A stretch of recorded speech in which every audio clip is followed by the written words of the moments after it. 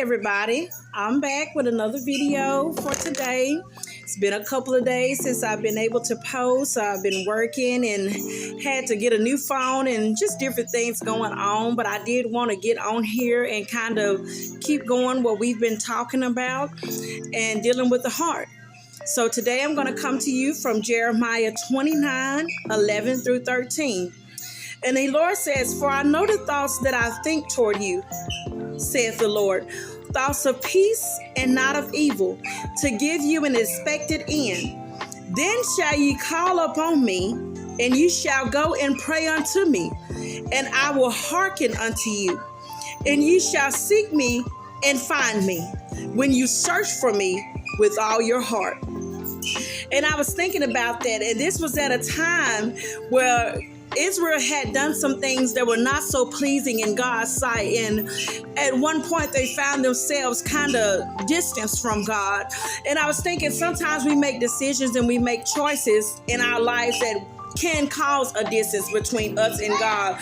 There are even times when we are so caught up in doing things our way that the Lord will allow us to make those choices and go through those consequences of our mistakes. God doesn't always step in and just completely shield us from the results of our decisions. Sometimes we have to go through things and see that our ways aren't right. Our ways are usually not best.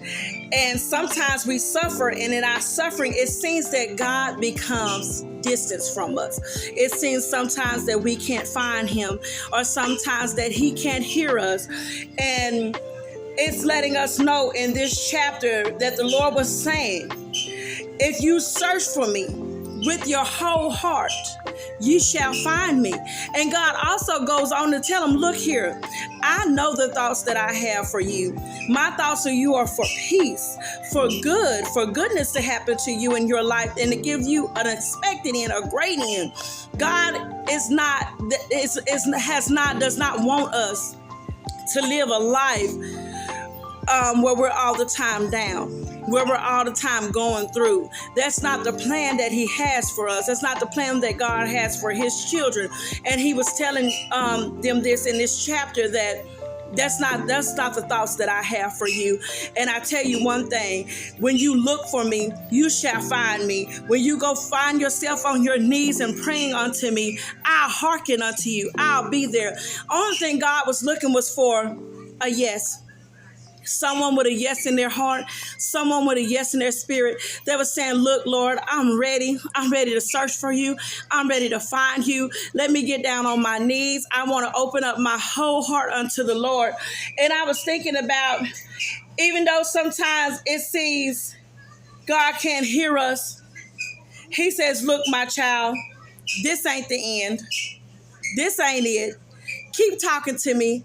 Come to me, but when you come to me, lay it all down. Lay it all at the table. I want it all. I want your whole heart. We can't come to God half-heartedly. We can't come to God with an unstable mind, with a mind that's not all the way made up. When you want him, you have to want him with all your heart, with everything in you. I was thinking like a buyer going to buy a home. For an example. Okay, so when someone goes to buy a home, you can't see what you may want to do to that house by looking halfway through the door. You can't see what may need fixing. You can't see what you may want to take out or add to that house. You got to open that door and go all the way in to see how you want to fix that house and see, is that house pleasing unto you?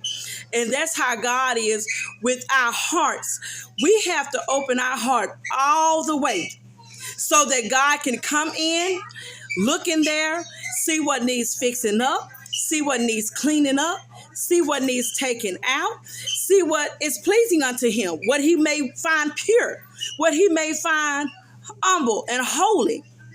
And that's how we have to be. Just know that when you seek the Lord with your whole heart, you shall find him. Thank you, and y'all have a blessed day. I hope that this helps someone.